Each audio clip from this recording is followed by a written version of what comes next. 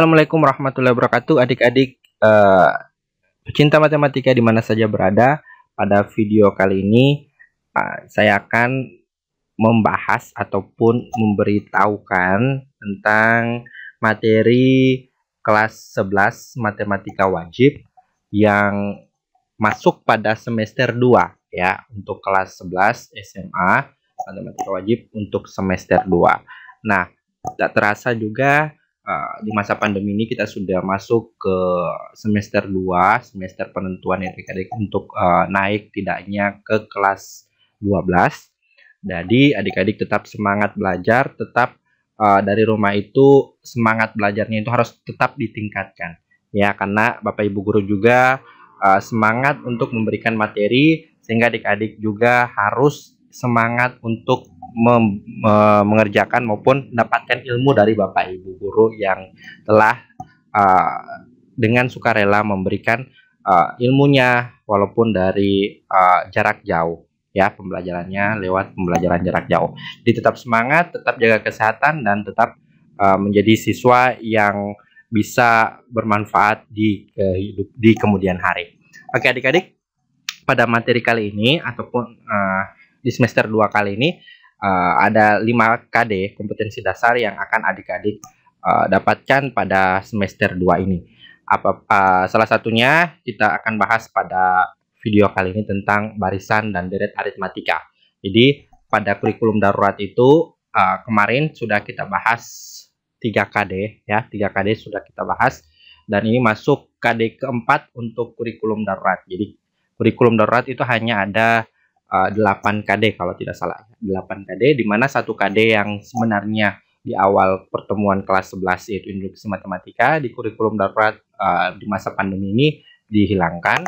Kemudian di KD 4 dan 5 itu digabung menjadi satu, dijadikan KD 3 ya. Jadi KD satunya program linier, yang kedua tentang matriks, yang ketiga itu gabungan dari KD 4 dan KD 5 yang sebenarnya itu sebelum kurikulum darurat berlaku.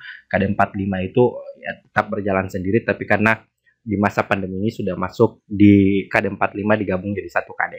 Nah, berarti ini KD keempat ya, KD keempat untuk semester 2, materinya tentang barisan dan deret aritmatika. Oke. Nah, ini barisan aritmatika. KD-nya tentang 3.6, sorry, ini belum saya ganti karena kemarin masih PPT-nya ini adalah PPT untuk KD, bukan KD kurikulum darurat ya, tetapi KD yang biasa yang kita gunakan di KD kurikulum 2013 ya. Nah, KD 3.4 seharusnya ini ya, yaitu menggeneralisasi pola bilangan dan jumlah pada barisan aritmatika dan geometri. Jadi ini adalah bunyi KD pengetahuannya. Kita akan menggeneralisasi ya. Menggeneralisasi berarti kita akan general ya, kayak menyimpulkan, adik-adik bisa menyimpulkan, bisa mencari tahu kesimpulan bagaimana pola bilangan dan jumlah pada barisan aritmatika dan geometri itu menjadi sebuah rumus yang akan nantinya kalian aplikasikan dalam kehidupan sehari-hari ya. Jadi adik-adik diminta untuk ya menggeneralisasi dari pola-pola yang ada, dibuatlah menjadi sebuah rumus dan digunakan dalam kehidupan sehari-hari. Itu yang diminta dalam KD pengetahuan ini ya. Kemudian IPK-nya ada 2 ya. Ada IPK penunjang yang bukan menjadi jadi IPK prasyarat, bukan IPK prasyarat juga, seperti IPK jembatan kayak gitu ya. IPK yang nantinya akan menunjang adik-adik menuju ke IPK yang sebenarnya dinilai. Jadi IPK 361 dan 362 ini hanya sebagai penunjang saja, bukan menjadi penilaian dalam semester 2 ini ya. Jadi IPK penunjang yang wajib juga adik-adik tahu sebagai dasar untuk memperoleh IPK yang umumnya ya, yang akan dinilai oleh Bapak Ibu guru. IPK penunjangnya ada 2, 3.6.1 yaitu mengidentifikasi suku-suku pada suatu barisan. Kemudian IPK 3.6.2 itu mengidentifikasi ciri barisan aritmatika. Jadi adik-adik bisa mengidentifikasi suku-suku pada suatu barisan, ya. Sukunya seperti apa yang terjadi dalam suku ini, apa yang bisa kita dapatkan dalam suku ini, seperti itu. Jadi adik-adik bisa mengidentifikasi. Kemudian adik-adik bisa mengidentifikasi juga ciri barisannya. Barisan ini nanti adik-adik akan dapatkan di contoh soal. Polanya seperti apa, seperti itu. Nah, misalkan dari bilangan suku pertama ke suku kedua itu perbedaannya berapa gitu ya, kemudian selisihnya berapa, bisa jadi seperti itu. Jadi ciri-ciri barisan aritmatika harus adik-adik ketahui dalam IPK penunjang ini sebagai IPK penunjangnya ya. Dan IPK kunci yang menjadi penilaian untuk semester 2 ini ada IPK kunci 3.6.7 yang bunyinya adalah menggeneralisasi dari pola pada barisan aritmatika. Jadi adik-adik bisa menggeneralisasi ya.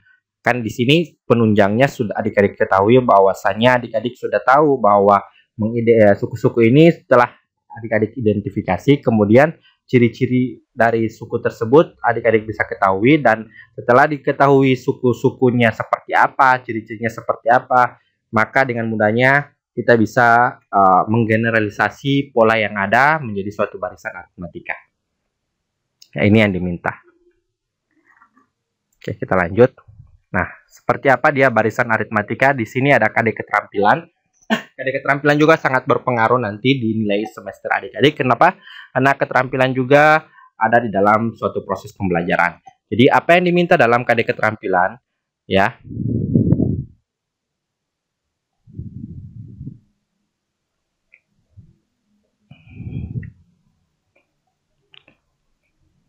Nah, di sini sudah mengidentifikasi terjadinya pola pada masalah yang berkaitan dengan barisan bilangan.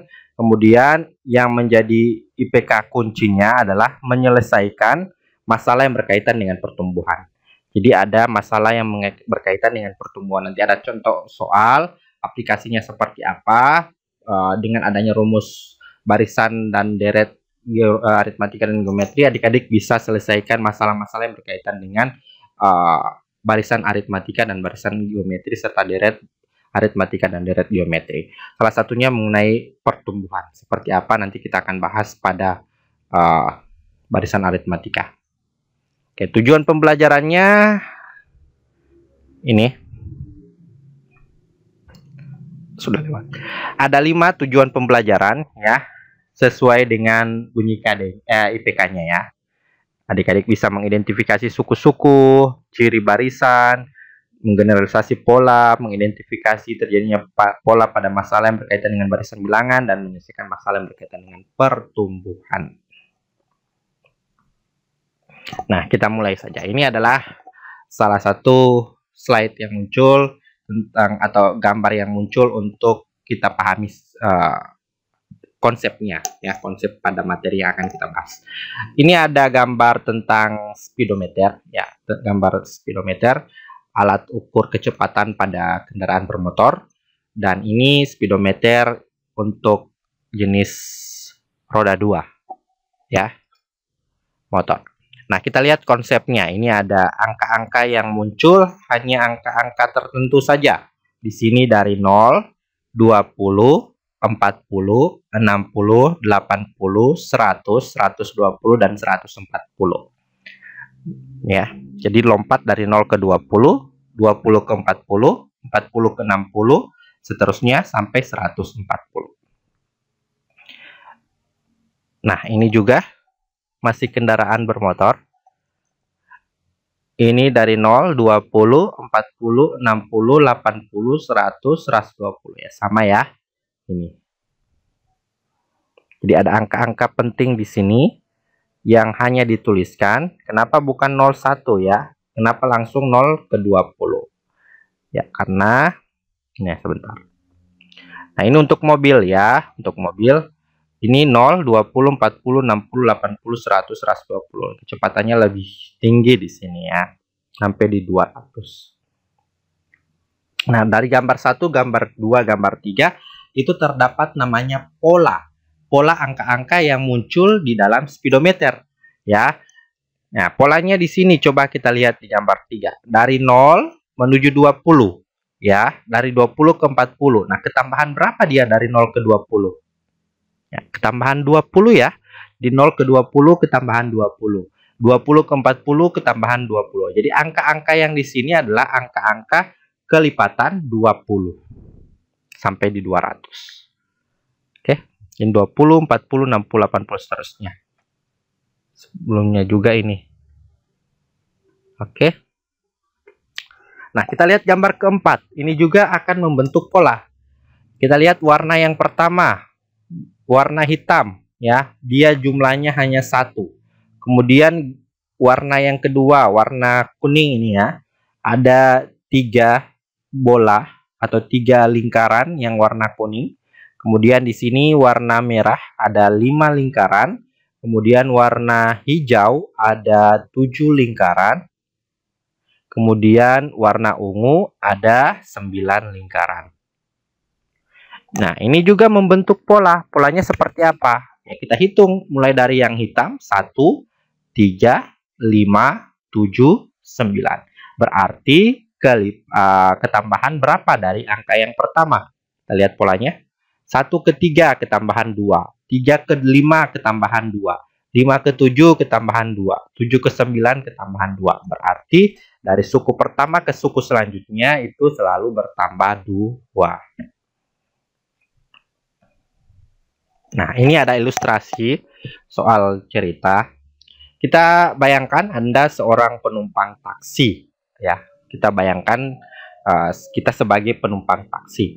Jadi kita harus membayar biaya buka pintu itu 15.000. Jadi adik-adik kalau misalkan naik taksi, itu baru buka pintu, itu sudah ada nilai atau tarif untuk kita bayar. Ya. Jadi sekali kita buka pintu berarti sudah ada harga untuk membayar taksi tersebut.